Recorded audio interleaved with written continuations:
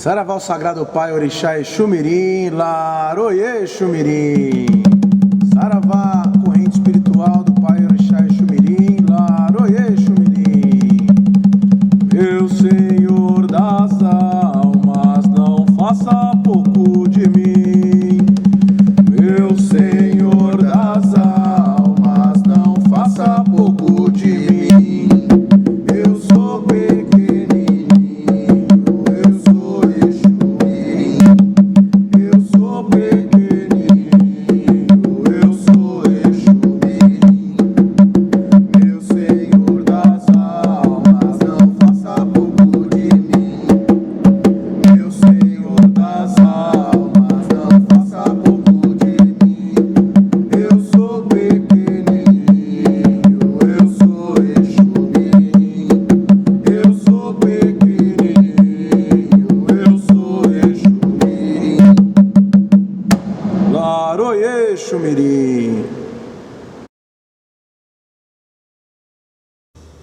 É isso aí, pessoal, estamos de volta com o Papo Entre Filhos, aqui da Tenda Beira-Mar e Pai João de Mina, Rua Joaquim Marra 797, Vila Matilde.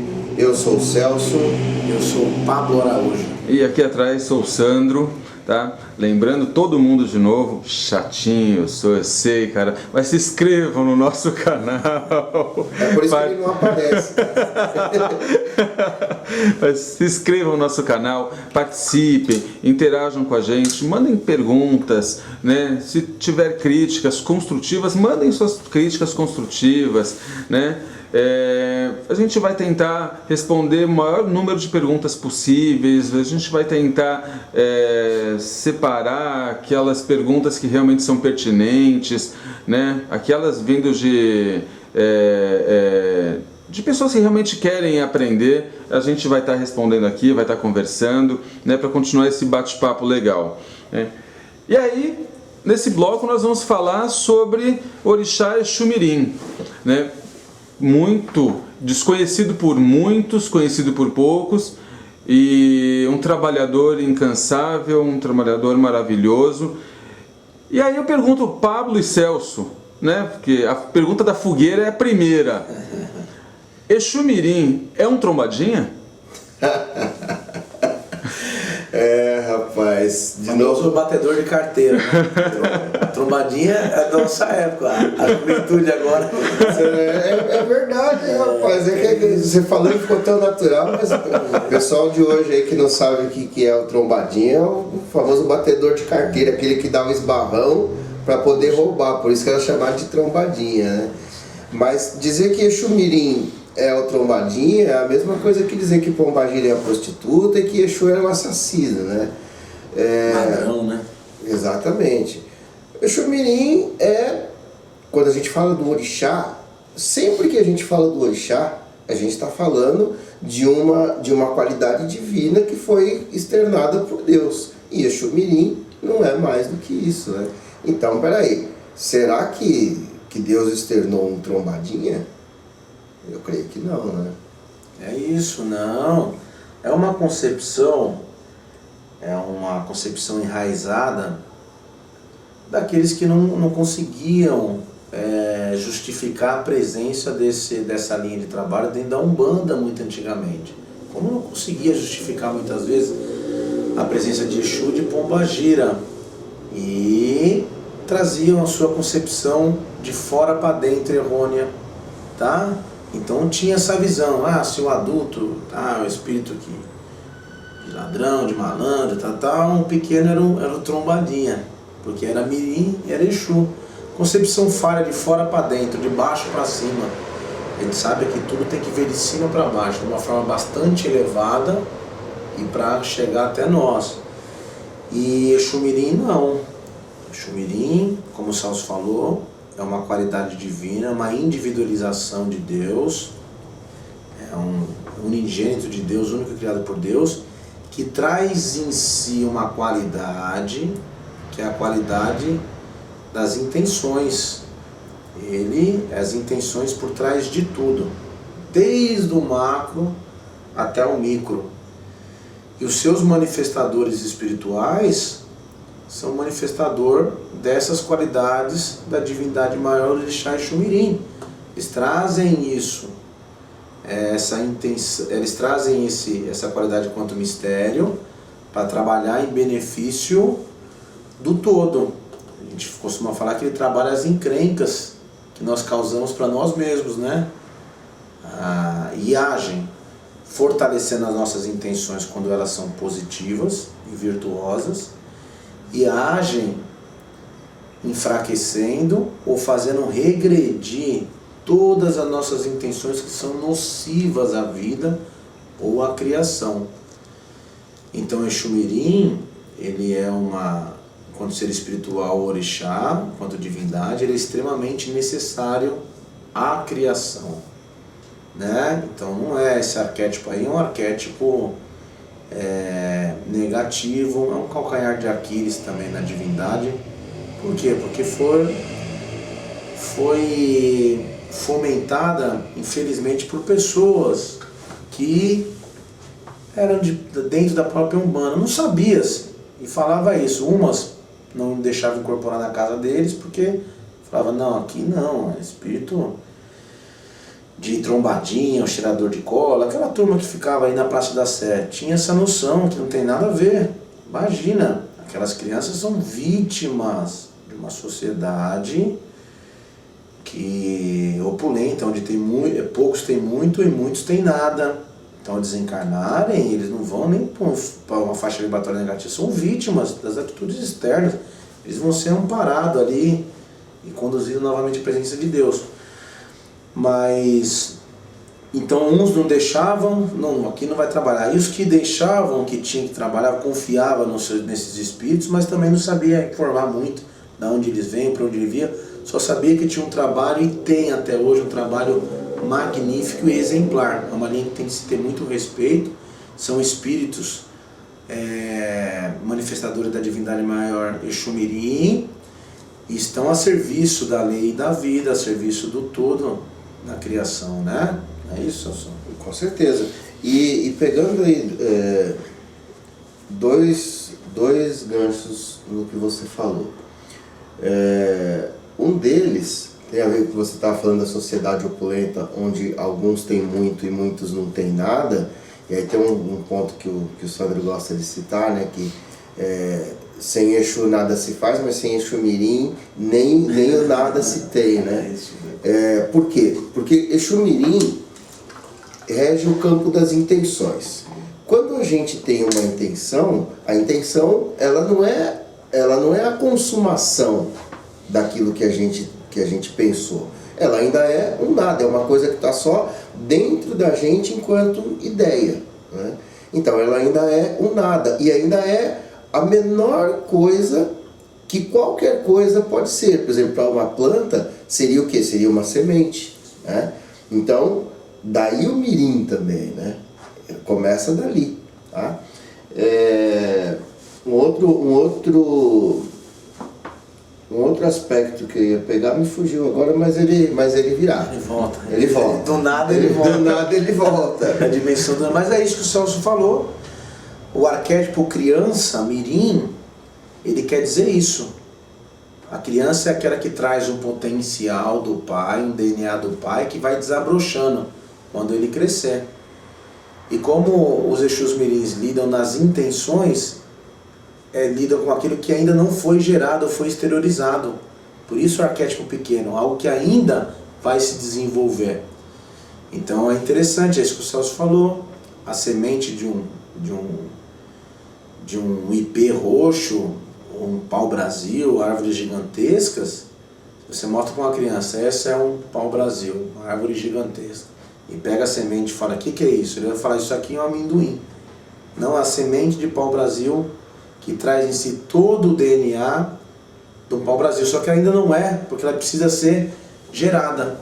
Então esse arquétipo pequeno, mirim, é como da semente, é como das intenções, algo que ainda não foi gerado. A Umbanda é cheia de simbolismos, né?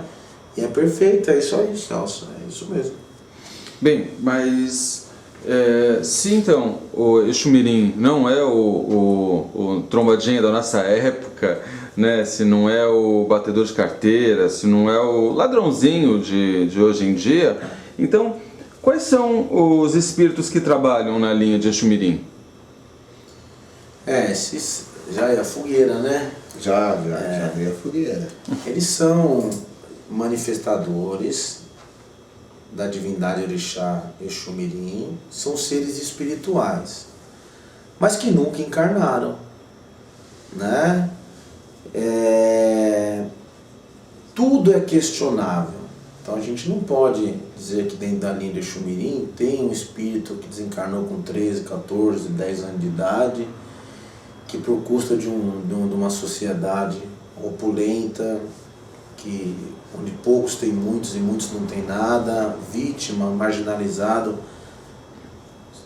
usavam droga para esquecer da vida dura, enfim, ele possa desencarnar com certo equilíbrio ao ponto de se manifestar numa religião ou num terreiro para aconselhar alguém.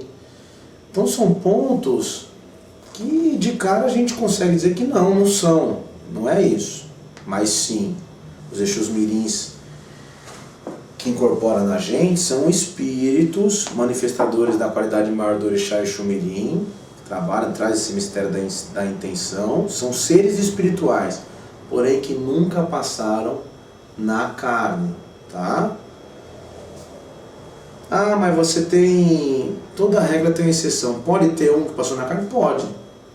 Tá? Mas aí a gente fala que a exceção não é a regra. Como os pares dele na direita, que são os herês. Cremos que um herê também são espíritos, seres espirituais infantis, que ainda nunca encarnaram. São crianças na acepção da palavra, seres infantis espirituais que trazem a infantilidade. Só que se na esquerda o Exumirim domina a intenção, que é o que está por trás das coisas, na direita ele simboliza os herês, a pureza. A inocência. A inocência, lidam, porque Deus gerou, a gente costuma falar, Deus gerou a confiança. A desconfiança é uma ausência de uma virtude. Exumirim lida com as nossas desconfianças, algo que afetou de fora para dentro. Se eu desconfio que alguém me roubou, porque eu já fui roubado. Se eu desconfio que alguém vai me bater, porque eu já fui violentado. Ele lida com essas intenções, positivas ou negativas, em nós ou nos outros. E a da direita é a pureza, é a confiança, é a harmonia, só o que Deus gerou. Não é mais ou menos isso? Isso, a alegria. E eu me lembrei aqui, que era outro ponto que você falou, com relação a Exumirim trabalhar também regredindo, né, nas nossas ideias, quando a gente está se desvirtuando. Eu me lembro também de uma vez, mais uma vez vamos citar aqui o Rubens, né, ele falando das atuações dos orixás, e aí ele citou, por exemplo, um espírito, ele começa a perturbar determinado campo, e não tem mais como ele ser trabalhado dentro desse campo, ele sai do campo, que está dentro do espaço, que é de Oxalá, e vai para o vazio, que é de Exu. Lá ele vai ser esgotado, esvaziado desses negativismos. Mas se eventualmente nem isso servir, quem vai cuidar disso é Exumirim, que vai retroagi-lo mais ainda, sendo, se necessário, levando ele até o nada que ele era antes. Então, isso. Voltando, retroagindo de um ser maduro por instintivismo. Exato. Porque a criança é interessante, né? Tem uma sobrinha de 3 anos, eu sei em torno de todas as crianças. As crianças nascem amorais, elas nascem instintivas, elas vão se aprendendo a ter uma moral, um código, uma ética no decorrer da sua vida, quando vai crescer, amadurecer. Então você põe o brinquedo para 2, a que tiver mais força toma da outra. E se bobear, bate na outra. Chora, grita, é meu. O primeiro pedaço de comida é meu. Tudo é meu. Então o Exumirim também lida com esses instintos. Os instintos primários, que estão presentes no adulto também. Porque é isso, quanto adulto não, às vezes não se chateia com uma besteirinha. É isso. A gente aprendeu que um outro grande legado do mestre Rubens foi a abertura do mistério Exumirim, que os guias dele trouxeram através dele. Não tinha nada falando sobre isso. Se hoje nós estamos discorrendo sobre Exumirim é porque bebemos da fonte e lemos o livro dele que indicamos, Orixá Exumirim.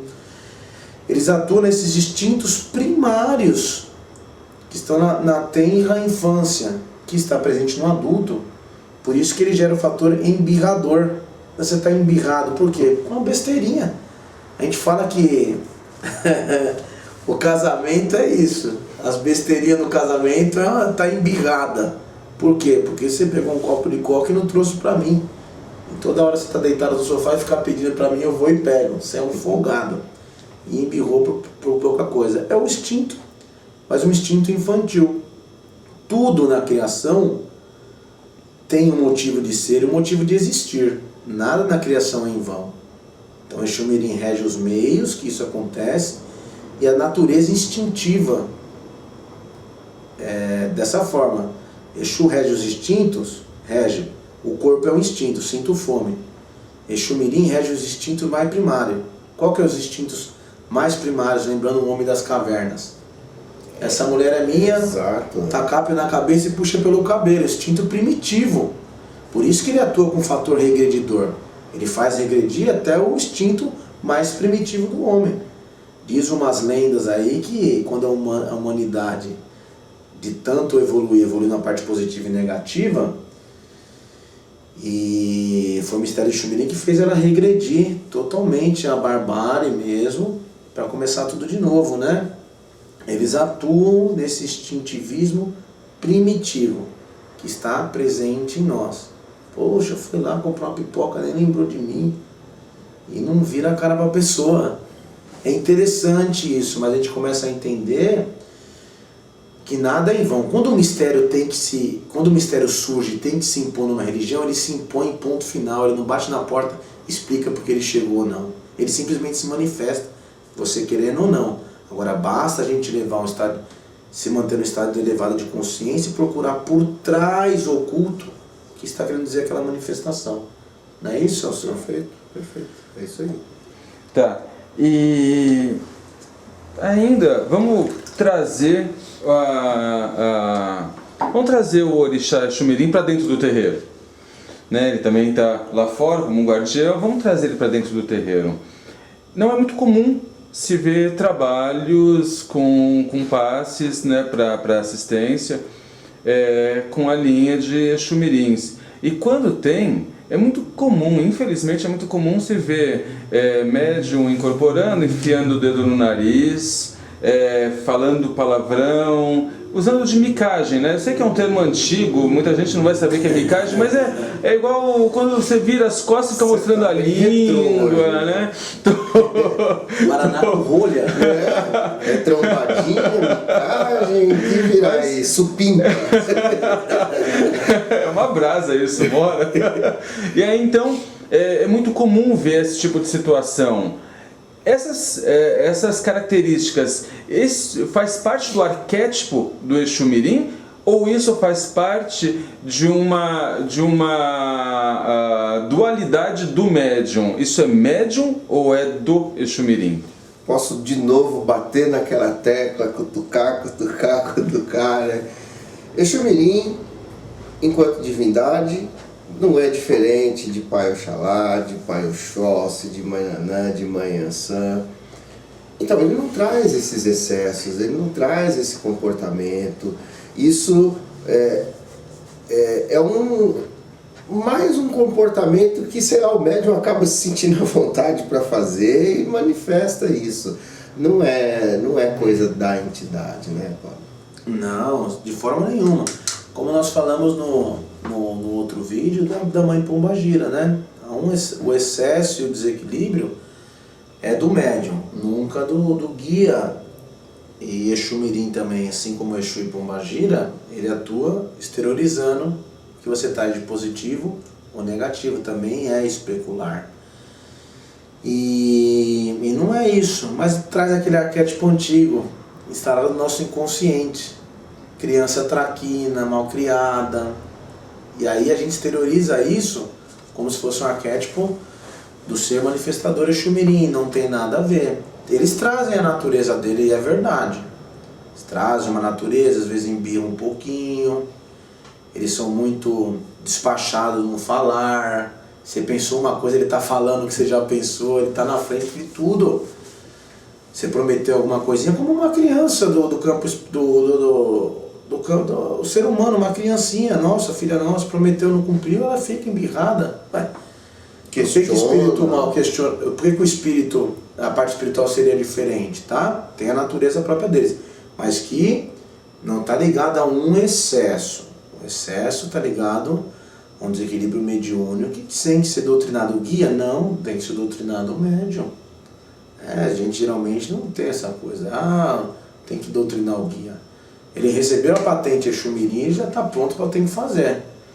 Exu recebeu a patente Exu, o guardião, o Exu já tá apto a fazer aquilo. Agora o médico tem que se doutrinar, né? E aprender a conhecer os guias dos orixás. Porque conhecendo ele, a gente se torna um instrumento muito melhor. Porque o instrumentador é o guia, nós somos o instrumento. E o que o guia exige de nós? Que sejamos pelo menos um bisturi bom, não um bisturi cego, um enferrujado. Então a gente sendo um bisturi bom, dotado de um pouco de conhecimento e bom senso, o guia realiza tudo.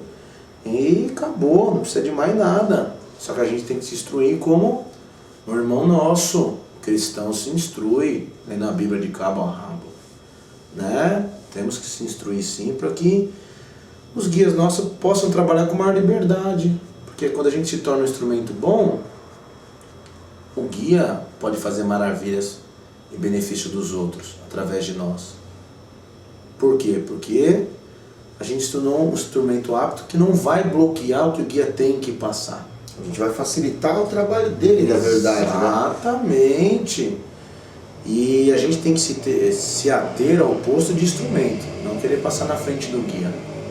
Né? Costumo brincar, falar, o bom médio é a xícara de café.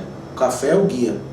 A gente tem que sentir satisfação desse guia, como xícara, de ser ofertado uma xícara de café, o que vai vir a bebê-lo. Né? A xícara que não cumpre a função de receber o café vira enfeite, vira enfeite, e ela perde a função dela. Médium é isso, ele tem que se ater como servo de Deus, né? A gente tem que lembrar o seguinte, médium vem lá do latim meio, ou seja, a gente é o meio pelo qual o guia ou o orixá se manifesta. Não é a gente que deve tomar a frente e se manifestar ali. O que a gente deve fazer é se preparar para estar apto a facilitar essa manifestação do guia ou do orixá por nosso intermédio. Por isso, nós somos médiuns. Perfeito, é isso mesmo. A gente é o meio, né? Nunca o fim de algo e nunca o começo de algo. A gente é o meio. É isso aí. É isso mesmo. E se nós somos o começo de algo, o Pai Exu-Mirim é a intenção de todo esse começo, né? E como colocá-lo no meio da criação, como colocá-lo no meio da gênese umbandista, como colocá-lo no meio do processo de criação da humanidade pela visão da Umbanda? Aí a gente não coloca ele no meio, né? Coloca ele lá no início. Aí nós estamos nós. A gente não gera um fim nem o início, mas no meio. Ele está na intenção, está no início, é isso aí. Continua. Mas aí você falou da Gênese, aí vai tomar um outro programa, né? Porque vamos começar com o Exu-Mirim, porque tudo começa onde? Tudo começa na intenção. Quando foi para a gente fazer esse programa, primeiro alguém teve a ideia e teve a intenção, né? E aí a partir disso ele externou. Esse é o campo de Exu-Mirim, esse que está lá na intenção, que está lá na... Pô, acende aquela lâmpadazinha de fazer aquilo. Então, na Gênese, Exu-Mirim está aí também, no momento em que Deus falou, pá, deixa eu colocar umas coisas aqui para fora. E aí veio Exu-Mirim como regente desse campo, que é o campo das intenções. Então, para a gente falar da Gênese, nada melhor do que começar dele. Mas aí a gente vai precisar de um outro programa, né? Sim, e vamos ter a intenção de fazer um outro com a Gênese. Amparados pelo Pai Chumirim. A intenção, e se pensamos bem, o mundo das ideias de Platão, né? O mundo das ideias, ele recorria a isso, a um modelo principal que estava no todo. E a intenção foi o primeiro ato divino de Deus de gerar o mundo manifestado. Mas isso é papo para a Gênese, vai ser num outro vídeo que vamos gravar com a bênção do Pai Chumirim. E é isso aí. Ou não, Sandro? Ou dá pra gente falar mais 1h30? Vamos guardar. No próximo programa, então, pessoal, nós vamos estar falando sobre a Gênese umbandista, tá? Como foi descrita a Gênese através da ótica da Umbanda. Claro, sempre levando em consideração que nós bebemos da fonte de Pai Rubens Saraceni, tá? Ele é o nosso caminho, né? Então nós bebemos da fonte dele. Então no próximo programa a gente vai estar falando sobre a Gênese pela ótica da Umbanda, tá? Um abraço para todos, um axé muito grande, que todos tenham aí dias muito maravilhosos, muito abençoados, né? E assistam nossos vídeos, por favor. Assistam, curtam, comentem, perguntem, enfim. E aproveitem, né? O que a nossa intenção aqui é compartilhar aquele pouquinho que a gente vai aprendendo. Ninguém aqui também está se arvorando em dono da verdade, mas aquilo que a gente vai aprendendo e vai vendo consistência, a gente sente prazer em compartilhar, né, Paulo? É isso, e vamos aprendendo, e aprendemos muito mais com as vossas perguntas. As suas perguntas são de ouro, a nossa resposta é de prata. É isso aí. É o que vem de vocês, que nos estimulam, fator Pombagira, que nos vitaliza, fator Exu, e que nos faz ter uma intenção de ser instrumento de Deus através desse canal. Então, continue com as perguntas para que se sentimos estimulados. Tá bom, meus irmãos? E teremos sempre a intenção de continuar. Isso mesmo. Axé a todos. Axé. Axé a todos.